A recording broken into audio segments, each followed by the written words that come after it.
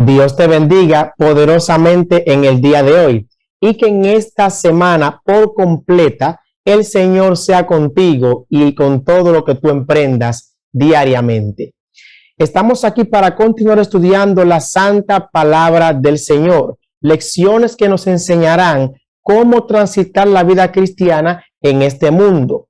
Y en esta semana estaremos estudiando la lección número 2 de nuestro trimestre, que lleva como título Los crisoles venideros. Y el versículo bíblico que estaremos memorizando durante la semana se encuentra en Primera de Pedro, el capítulo 4, los versículos 12 y 13. Amados, no os sorprendáis del fuego de prueba que os ha sobrevenido, como si alguna cosa extraña os aconteciese, sino gozaos por cuanto sois participantes de los padecimientos de Cristo, para que también en la revelación de su gloria os gocéis con gran alegría. Vamos en esta ocasión a orar para pedirle al Señor su grande bendición. Oramos. Excelso Dios que estás en los cielos, en este momento te damos las gracias porque en esta semana sabemos que cada día estarás con nosotros. Bendice, Señor, a cada persona que nos sigue aquí en YouTube, a cada persona que nos sigue, oh Dios, en TikTok, cada persona que nos sigue en Instagram, bendícelos y que tu presencia nunca se aparte de ellos. En el nombre de Jesús. Amén.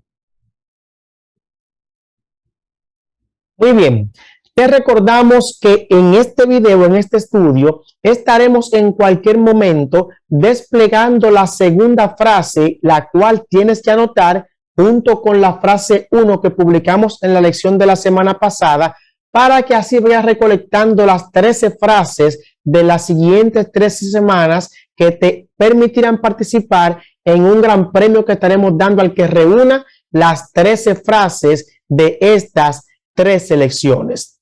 Así es que no te pierdas un instante el video. Si tienes que pausarlo, repetirlo otra vez para ver la frase, pues míralo, porque serás grandemente bendecido.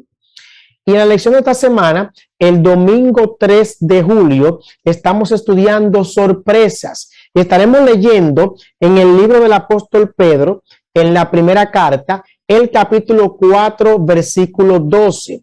Pero antes de leerlo, es bueno definir qué es una sorpresa. Y todos sabemos lo que eso significa. Una sorpresa es algo que no estamos esperando. Puede ser mala y puede ser buena. Al fin y al cabo, no estamos esperando que nos pase algo inesperado o que se nos dé lo que estamos definiendo una sorpresa. Mirándolo desde este punto de vista, veamos lo que el apóstol Pedro dice en su capítulo 4, primera carta, versículo 12. Amados, no os sorprendáis del fuego de prueba que os ha sobrevenido, como si alguna cosa extraña os aconteciese.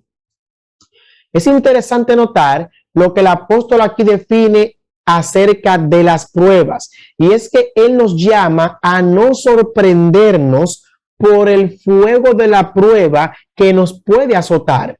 Y es que como cristianos tenemos que estar claros, que tener presente en nuestra mente que estamos llamados a transitar en un mundo de pecado y que estamos llamados a caminar por lo que Cristo mismo definió, el camino estrecho, que pocos lo hallan.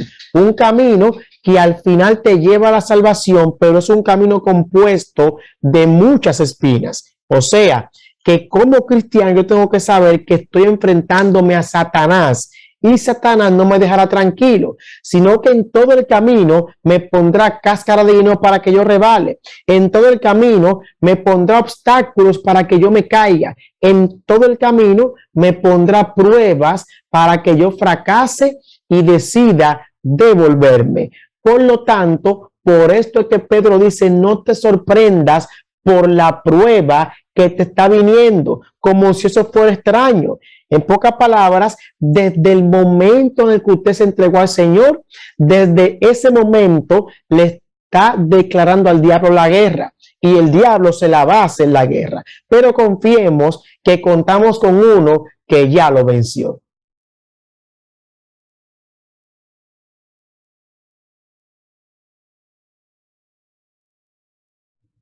El lunes 4 de julio tenemos los crisoles de Satanás, las pruebas de Satanás. Y continuamos con el apóstol Pedro. En esta ocasión, el capítulo 5, el versículo número 8. Preste atención a lo que presenta la palabra del Señor allí en Primera de Pedro, capítulo 5, el versículo 8, hablando del diablo y su obra. Sed sobrios, dice la Biblia, y velad, porque vuestro adversario, el diablo, como león rugiente, anda buscando a quien devorar. Todos conocemos lo que es un león. Todo el mundo sabe lo que es un león, hasta un niño. El león, con tan solo mirarlo, nos da temor. La portentura física del animal, la mirada, todo es para intimidar. El león intimida por naturaleza, nos da miedo por naturaleza. Ahora, imagínense ustedes un león hambriento, buscando una presa para convertirle en su cena. No hay algo más terrible, yo no lo viví y espero no vivirlo, que encontrarme en una selva con un león hambriento y que sus ojos me estén mirando. La Biblia dice que así anda el diablo, como león hambriento, rugiendo, buscando a quien devorar. Un león puede atrapar casi cualquier presa. El diablo tiene el poder para atrapar, no casi, sino a cualquier presa. Pero el Señor nos pone en alerta, nos dice que tenemos que velar en todo momento para que podamos estar percibidos, atentos para los ataques del enemigo, para que no nos agarre por sorpresa. Y nos anima justamente antes de Pedro decir este texto, que el diablo anda como león rugiente. El versículo anterior, el 7, presenta primero un bálsamo antes de dar esta noticia. Y yo quiero leerlo. Primera de Pedro 5, 7, vea lo que dice allí la palabra del Señor. Allí dice, echando fuera toda ansiedad sobre él, porque él tiene cuidado de vosotros. Vemos que esto, el conocer que el diablo anda así, puede llenarnos de ansiedad, de temor, de miedo, pero Pedro nos dice que esa ansiedad, ese temor, lo lancemos a Cristo, porque él ya venció a Satanás. Él puede venir no como león rugiente, puede venir como un elefante rugiente, como un tiburón blanco, buscando a quien devorar, pero ya Cristo le sacó los dientes.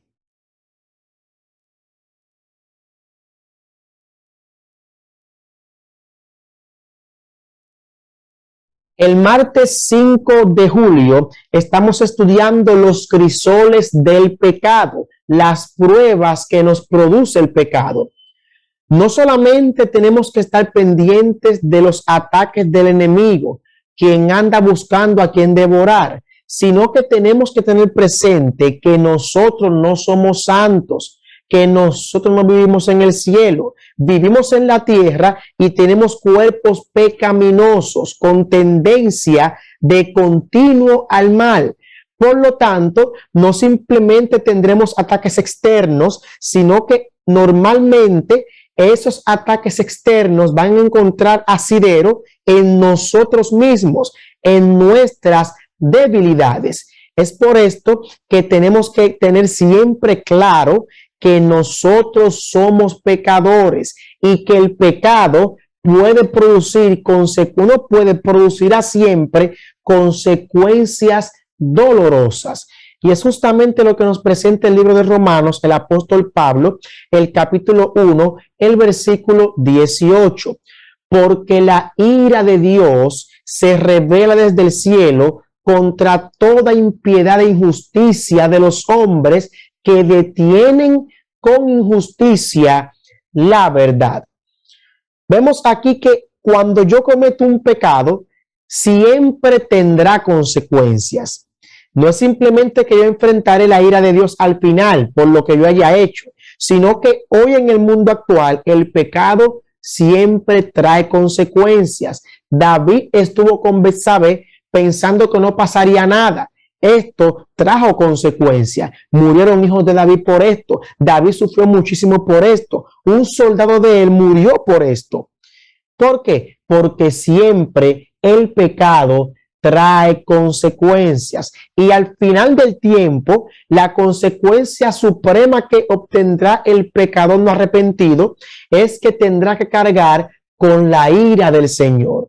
Por lo tanto, el apóstol nos dice que tengamos cuidado porque la ira de Dios se revela desde el cielo contra toda impiedad de los hombres. No es que Dios anda castigando a que comete pecado, sino que el Señor permite que sufras la consecuencia del pecado. Dios te perdona el pecado, sin embargo, la consecuencia vendrá. Tú cometes un acto de injusticia, caes en manos de la justicia, aunque te arrepientas, aunque Dios te perdone, el cajetazo viene. ¿Por qué? Porque todo pecado tiene consecuencias. Por lo tanto, como somos pecaminosos, como somos seres que aún no estamos en el cielo ni somos santos, tenemos que tener presente que el que quiere estar firme, mire que no caiga. Pendientes a la frase para que no te pierdas la segunda frase de esta lección, la lección número 2.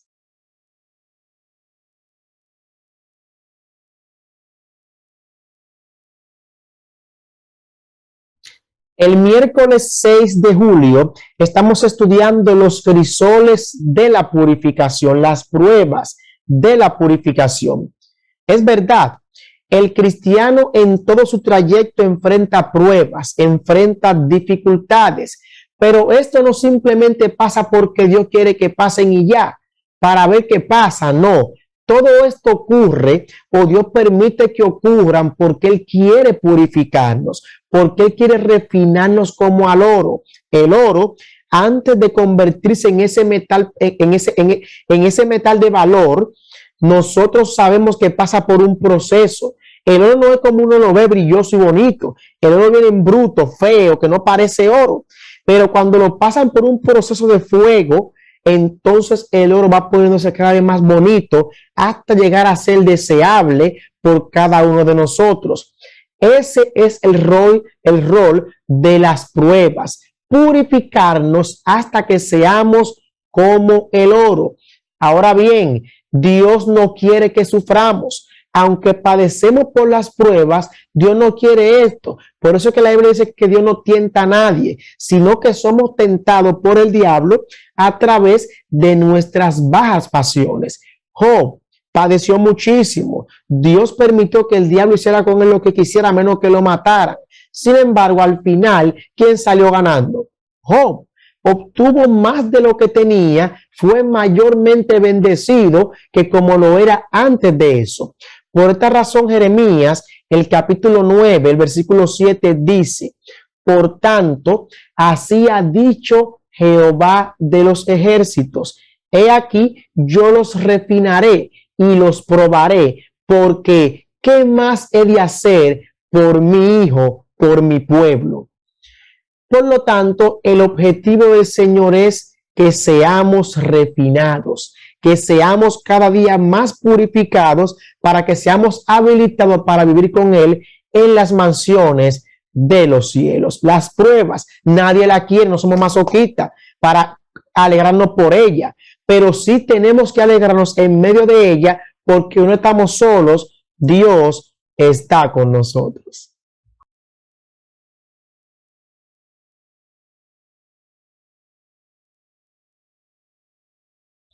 El jueves 7 de julio estamos estudiando los crisoles de la madurez. Con el transitar cristiano en este mundo viene la madurez. Cuando la Biblia dice: sed vosotros perfectos como vuestro Padre que está en los cielos es perfecto, no se refiere a perfección de carácter, sino que se refiere a madurez, que tenemos que ser maduros para asimilar las cosas de la forma correcta, para que así las derrotas se puedan convertir en victorias. Y fue justamente lo que le pasó al apóstol Pablo. ¿Cuántos no admiramos al apóstol Pablo? Aquel que de perseguir a los cristianos pasó a ser cristiano, aquel que tenía más dones que todo el mundo en su tiempo. Muchos lo admiramos al apóstol Pablo. Sin embargo, Pablo no era un santo. Pablo no era perfecto. Pablo no vivía en el cielo, vivía aquí en la tierra. Por lo tanto, era pecador como tú y como yo. Eso significa que por más que veamos a Pablo allá arriba y por más que lo veamos guiado por Dios, Pablo tenía debilidades. Y él mismo lo dice en 2 de Corintios capítulo 12, el versículo 7. Él dice: y para que la grandeza de las revelaciones no me exaltase desmedidamente, me fue dado un aguijón en mi carne, un mensajero de Satanás que me abofetee, para que no me enaltezca sobremanera. El apóstol conocía bien su debilidad.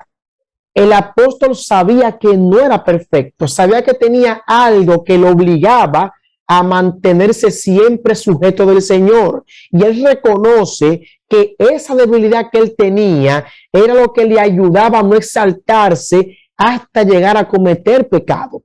Dios permite que tengamos ciertas debilidades porque es gracias a ella que podemos aprender a depender de Él. Si fuésemos perfectos, pues ¿para qué entonces necesitaríamos la obra de Cristo? No lo necesitamos, somos perfectos. Pero como somos imperfectos, como tenemos debilidades, necesitamos como Pablo a aquel que nos pueda sostener. Necesitamos a uno que nos dé la victoria, a uno que nos permita mantenernos firmes en el camino hasta que seamos perfeccionados. Dios quiere perfeccionarnos. Dios quiere purificarnos. Permitamos que el fuego de la prueba nos purifique, tomando la mejor decisión, que es transitar la prueba junto a aquel que ya la superó, junto a Cristo Jesús. Y recuerda, aunque el diablo anda como león rugiente, un león sin diente no muerde. Y ya Dios le sacó al diablo los dientes y le sacó la garra porque lo derrotó. Dios te bendiga. Vamos a orar. Y te recordamos seguirnos también en TikTok. Lo dejaremos en la descripción del video para que puedan también seguirnos allí con dinámicas bíblicas cada día. Dios te bendiga. Oramos. Eterno Dios que estás en los cielos, gracias te damos en este momento porque hemos disfrutado de tu santa palabra. En el nombre de Jesús. Amén.